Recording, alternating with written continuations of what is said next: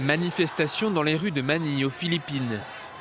Des centaines de travailleurs marchent à l'occasion du 1er mai pour demander entre autres une hausse des salaires et une baisse des impôts, mais aussi protester contre l'inflation.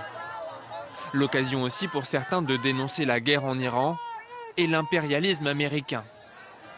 La manifestation a d'ailleurs donné lieu à un face-à-face tendu entre contestataires et policiers à proximité de l'ambassade américaine. Ambiance moins tendue en Corée du Sud, des milliers de travailleurs se sont rassemblés dans la rue, drapeau en main.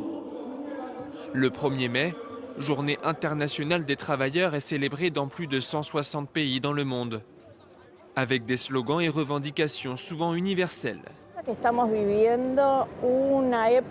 Nous traversons une période très difficile et cela vaut pour tout le monde, les enseignants, les retraités, les éducateurs, les universités, le secteur de la santé, les personnes en situation de handicap. C'est une tragédie. En Argentine, c'est au son de la fanfare et avec 24 heures d'avance que la fête du travail est célébrée à Buenos Aires. Des milliers de personnes se sont réunies pour protester contre la réforme du travail de Javier Milei, adoptée par le Parlement en février.